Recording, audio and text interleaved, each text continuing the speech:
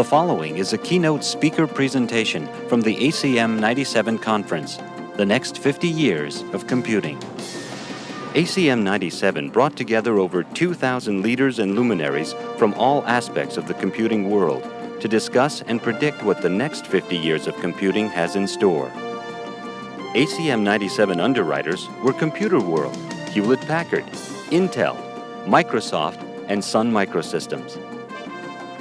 Sponsors were Cadmus Journal Services, IBM, Netscape, Popular Science, Sheridan Printing Company Incorporated, Silicon Graphics Incorporated, SoftBank, and Unisys.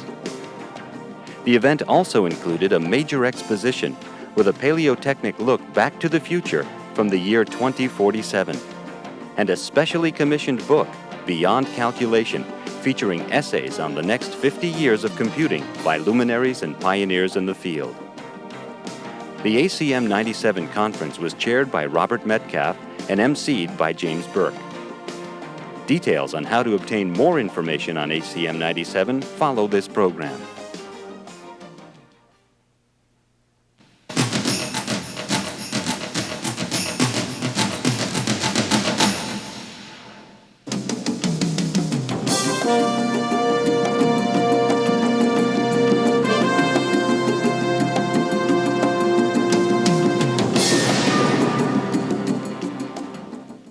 Ladies and gentlemen, James Burke.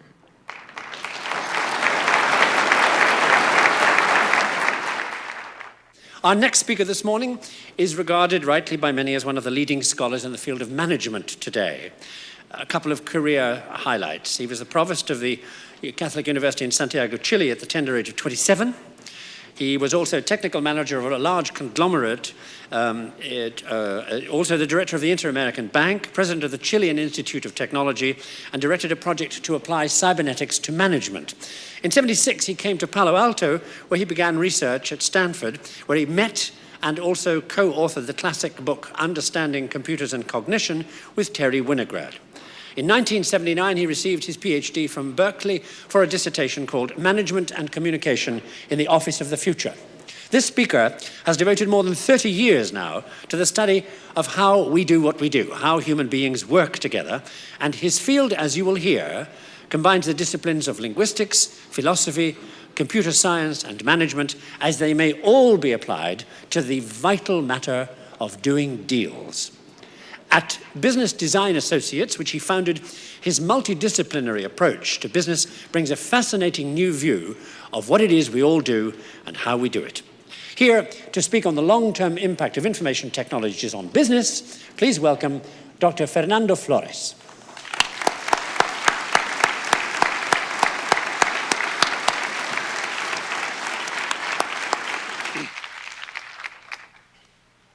We are going to be two people with accent today, him and me. I have been asking for the organizer of the conference to talk about the future of computing and business in the next 50 years. The title said business and communication. I take the communication out because I believe that all computers are communication and all business communication. The question is how you talk about that. And in my opinion, the computer science and technicians talk about communication in a language that business people don't talk, and business people talk in a business in a language that the others don't talk, and there is a big gap there that have enormous consequence. And my contribution here is to try to cover this gap. Then, I don't think that I have been asked to make predictions. And predictions are impossible today. We are coming back to understand what people understand in Middle Ages. We live in the world of uncertainty. That's the human world. Control is very limited. Also, we begin to understand, like the Secretary of Defense said, more freedom, more uncertainty. We fight for freedom, we are increasing uncertainty. And the third aspect is that there are more innovation. And more innovation, by definition, is more unpredictability. Then we are going in a world of more uncertainty, and we need to develop emotion to live with that. And what I want to talk today is about what gives us the right to do this kind of speculations. And I say there are 4 factors that I'm going to tell to you and organize my talk. First thing, I believe you can, in certain circumstances, be a storyteller about how marginal practices go to the center. Yesterday, I saw here Doug Engelbart, and I saw him, I admire him, and I said, who believes that when programmers begin to do line editors, the line editor in some moment by Doug Engelbart, Alan Kane, and other people, and transforming an industry that make typewriter disappear. The typewriter owner never see the marginal editors. The marginal practice, in my opinion, is a way to look the future already in the past that is our present. The second thing that you can do to try to do an articulate interpretation is sometimes argue that there are fundamental recurrences that have been discovered but not just exploited. You can see in science all the time. The DNA was a hypothesis of a fundamental recurrence. 4 basic sequences explain everything. And the real understanding, when I say not only intellectual, pragmatical understanding, produced in 75 what we call today biotechnology. So biotechnology is impossible if the scientists don't grasp that. I believe that we are not going to have a good contribution of this technology to human beings if we don't begin to investigate also what human mind is. I want to tell you a little bit what my prejudices are. I was educated like engineer, and I was educated like philosopher. Like philosopher, I was trained in this country in English philosophy and German philosophy. I also live in Chile. I was a political prisoner for a while, and I was Minister of Finance at 28 years old. In this experience, what I learned basically was 2 things: how trust can be broken and how patience can be gained. And finally, the other experience important in my life has been being a father and being married for 35 years and having 6 kids, 5 grandchildren, also teach something to you. From that prejudice I want to talk. I don't have other way to talk. And finally, to avoid that my prejudice kill me, I have friends. And my friends discuss with me, fight with me, give me certain direction. The essence of what I have to say to here is that what is going on here with this technology, what you call the cyberspace, using Gordon Bell's idea, is not a technological revolution. It's a change in the way that human beings relate. And we human beings are essential relationships. And if we change the relationship, we are also changing the way that we work and the way that we make business. Business is a space of social relationship. Then we need to investigate how social relations are changing in business and how technology is affecting and vice versa these things. But this extended further than business. It's also, we are changing the way that we relate with ourselves. It's a big transformation of the self. And that's the central issue. And I saw many of the questions that I saw yesterday, some of the speakers had this question: what kind of human being we begin to be? That's how big the question could be. I'm not going to be so big, but I want to deal with part of that. For doing this presentation, I will say, let me talk a little bit about language and recurrences. This industry has a tendency to confuse communication and information, like they were the same thing. And I see again and again, and I see there are 2 different phenomena. Information has to do with what is present and can be asserted. If you have a record, you can assert. But communication has to do with a successful living together. So communication has to do with the intentional coordination of actions.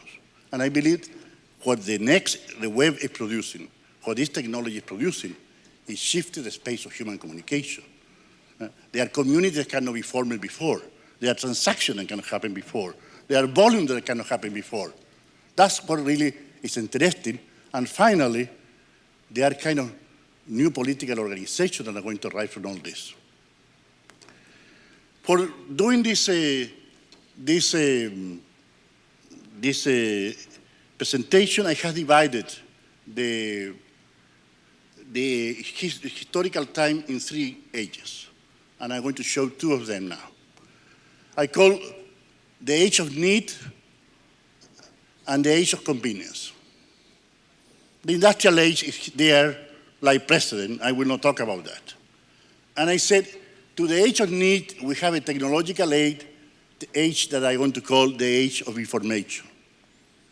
And for the age of convenience, I want to call a technological age that I want to call the coordination of commitment. And let me explain what I mean by this thing. Need was a certain kind of relation that business and people have.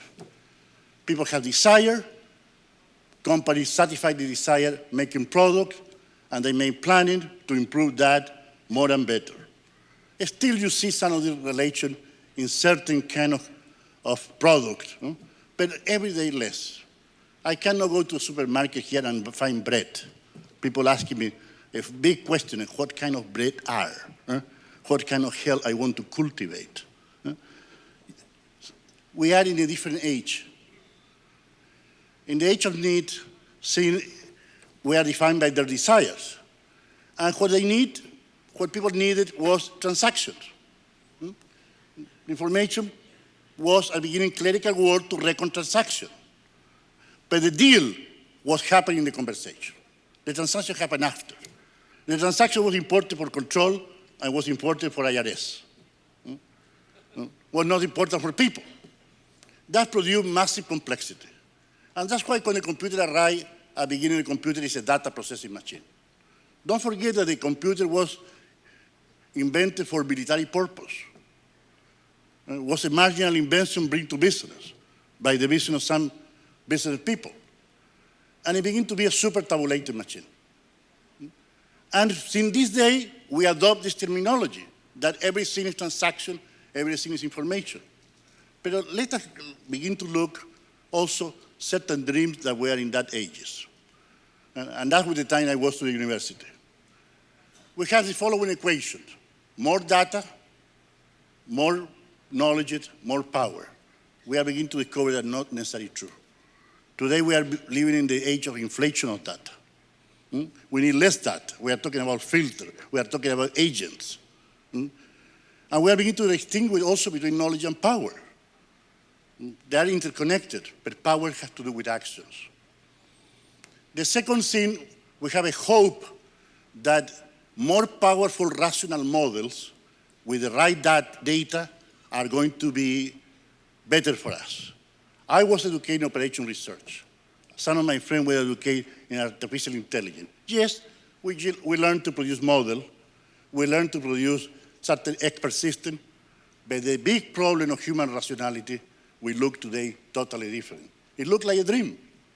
What we are beginning to discover, like the essence of human rationality, there's a book just called Emotional Intelligence, it has to do with human interaction.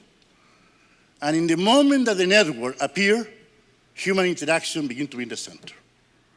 What is happening in computer today is a new kind of worker that is not a knowledge worker. It's an interactive worker. But still, we continue talking about information technology. Let us go to what I see going now. 10, 50 years ago, slowly, maybe 20, I don't know exactly what to say, but what I can speculate, is going to stay for another 20, 25 years. The world is going to go for what called the age of convenience. And the age of convenience consists basically in the following. People don't want product. People want product that come with service, that come with training, that come with maintenance, that come on time, that I don't travel with them. They appear when we need it. Timing and location begin to be very important. And for doing this, I call people need now for companies promise of conditional satisfactions. We don't need object. The object is trivial. The object can be delivered by someone else. Domino Pizza don't produce better cheese or ham, produce a promise. Federal Express don't produce more quick delivery, but produce a promise of delivery that honor. And we begin to see all around. I am working with banks. I am working with engineering company. I am working with manufacturer. And everyone has the same problem, how we organize, coordinate, and use this technology. My opinion that the explosion of business reengineering was a hope of it, but they get the thing wrong. They begin to reengineer the flows of paper and now begin to see that the central issue is people. We cannot do that transformation without bringing ethics to the center. Because what the commitment is a flexible bond in time. The essence of a commitment is that happen in a time and have a future. And during this time, we are bound. But it's not a rigid commitment. It's a flexible commitment. People are expecting for something that can be attended, like we go to the airline, but also we can cancel without big cost for us. And companies to be ready for that. And I saw in all the world going this direction. The second phenomenon that is happening, like we people, like customers, are not willing to tolerate delays, rules that we don't need. People are not willing to tolerate today immense bureaucratic inventories. People, the convenience for the customer is also convenience for capital. People don't want working capital. I saw a big movement in the world today, which ideally is working capital equals zero. We want to have convenient coordination. More convenient coordination we can reach, better for the client, better for the service, better for people. For doing that, we are going to need two things that are already happening. First, we need systems. We don't need software. We need systems. We need software for this system, but I want to insist. We need systems that are support of coordination of commitment. In the article that appeared in the book or the conference, I talk more about that. In my work with Terry, I talk more about that. I'm not going to talk about that today. But it's a serious work. We don't need electronic mail. We need tool for work. And work is to be responsible of a network of commitment that define us. That's what we need, and we need filter there. The second thing that we need, and that's part of what I spend my time, we need also ethical transformation of people. For me, one of my big pleasure is that I look Mexican, but I am Chilean. And most of the European and American, particularly American, they don't distinguish between Chiles and Chiapas, in people with Chi. And because I have Mexican face, they look at me. And every time I go to work with a big company, particularly in Germany, Switzerland, that has a reputation of punctuality and rules, they bring me, a Mexican. For bringing, you know what? Impeccability. It's not funny? That's the big transformation of the world. And why is happening this? Because the impeccability of the old rule, rigid, doesn't work anymore. We need flexible impeccability. That means, first, good listening, no imposing requirement. Every company that I see listen, require, and need, fail. I am very clear that Microsoft don't invent Windows by listening requirement. They invented ahead. Every leader invent the product ahead. Intel invent their products ahead. We are today, the leading company are leading the space of reality for people. The Germans are not doing that. In my opinion, the Japanese are not doing that. And I have a problem. And you see this problem in the 90s. This is the age of convenience at the level of customer. This is the age of coordination of commitment at the level of production. I want to say something for my fellow Latin Americans that are here. There are one here. There are several Mexican and professors that I know. We Latin Americans don't have chance in the future if we don't bring our culture to produce impeccability. It is known we are going to be maquileros, selling cheap labor. And selling cheap labor is going to create poverty forever. And for this country, it's going to be a big problem of defense. For the goodness of this country and for the goodness of us, we need to participate in this culture. And that's what I feel is one of the things I am doing. But I want to say also that the age of convenience and the age of coordination, the age of flexibility is going to be certain problems. And I see that these problems are beginning already to show up. Let me point out 3 problems that I see. Directionlessness. People don't know what to do next. People in the age of need used to look the past. I came here to live in '76, and that's the way that people invented the time of strategic planning. What you are going to do next, more and better, and a little bit different, and that's all. But now the things are radically different. I have seen the book of Andrew Grove that many of you have read, no? Only a Paranoid Can Survive. I like the spirit of the book. I don't know the word paranoid. I have seen what Microsoft has made to react to the net. That's what you need to do. This is the moment of tectonic change. Brutal change of reality in the whole ecological niche in which your customer, provider, supplier, and competitor change. You are not going to find that looking. And for doing that, people say you need vision. No, you need vision, but vision is not a strategic planning. Vision is not expertise.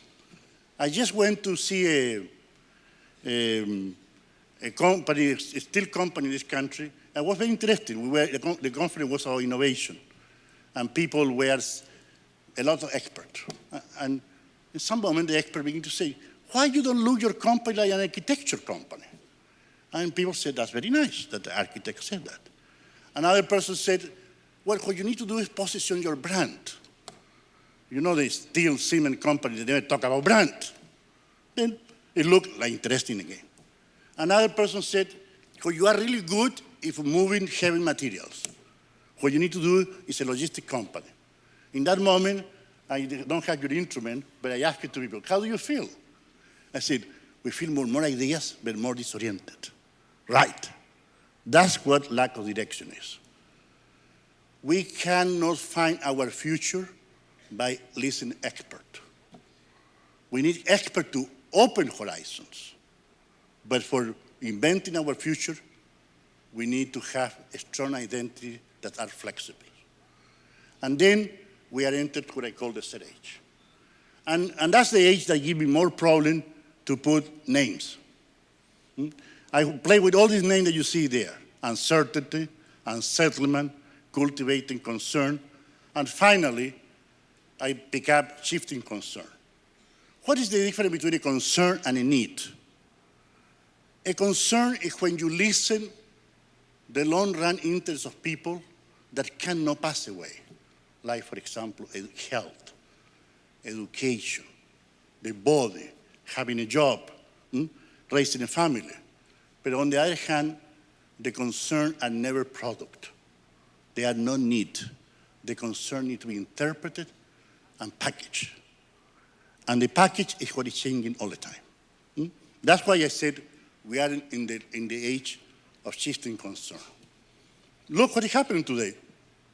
I am working with banks. What are banks today? They used to be very important, clear, well-defined business. A great part of the bank is going to be a bunch of computers connected with terminal and things. Is it a software company? No. But it's another part of the bank, a good part of the bank, that used to keep relationships. The relations are not going to go to the computer. And banks today are all kind of banks thinking what we are going to be, what we are going to do. Then we need to deal with the issue of identities. And we need to deal with the issue of identities like individuals and like persons. And my whole claim, I'm going to anticipate the claim before I finish and repeat twice, is that we cannot invent our identity looking the past of what we do. We used to do that in the age of need. Today we need to take a stand about the future. And the central thing is to discover who we are. Yesterday, Gordon Bell talked about the convenience to look history. My experience is that every good entrepreneur that I know, every innovator that I know is a amateur historian. Because without looking history, we don't understand our nature. A great part of what we do are practices that are in the background that we don't think about that, but they come from the past. The other day I was talking with Alan Kay, and he asked me the question, do you know, Fernando, why books are numbers? Because you said Gutenberg didn't do that. And he gave me a lesson of history. He said, it has to do with Erasmus. When people begin to want to have discussion, they want to refer to what page it was. In that moment, they need to make numbers. That's interesting. And I said, interesting. Alan Kay is a computer science, but like me, he's an amateur historian. Then I said, this is the first thing that we need to do for discover who we are. We need to discover what our relations think about us, where our relations are going, where the industry is going, where other industries are going. And inside this, we need to fall in love with what I call marginal practice. Let me say what marginal practice are. I already said, no? Marginal practice is something that someone is doing in another central thing or belong to an industry. For being leader, we need to fall in love with the cultivation of marginal practice. But for being leader, we need to accept too that we cannot be good for everything. And that people are afraid. And that's why I think that the other two diseases I showed before, and I didn't talk, are relevant. How we are feeling today, without direction, scattered, too many things. People talk about information overload. I believe information overload is the consequence of lack of clarity about who we are. Then, this skill we need to develop in the school, in other places. And what is the third thing that we need to do about develop a strong identity? The strong identity needs to be developed with others. In that sense, I believe the Silicon Valley, more I look at Silicon Valley, more I admire the kind of culture that has been showing here, how people can have companies that compete and cooperate and define niche one with the other. It's a more similar thing to the north of Italy that I know, that is the other place that happened. The leader here, including the big leader, start small. They start small and they need to do relationship. And then these are the other two skills that we need to have. First, we need to begin to develop certain strong relationships like marriages for the future. Let us see what marriage is, one word. Marriage is not a contract for the rest of the life, despite that it's said sometimes in the pronouncing, but it's a serious engagement. It's open, don't define condition satisfaction. It's not about need, it's not about convenience. It's about being partner in good and bad time for the time that we are partners. At the same time, opportunism is seriously penalized. And companies do this with stock options to the strong partners. We are having a lot of new relations to deal with these things. And I think this is going to be an important principle that is going to be to extend to the rest of the economy. We are going to have also loyal clients. What I like the people that use a certain fashion, like for example, Laura Ashley, Ralph Lauren, they have loyal clients. Because they are married with what? They are married with style. The second thing that we need to do is to find our niche in what I call an ecological web of clients, an ecological web of allies. We cannot do the thing without finding a role. And the third thing that we need to do is project our identities.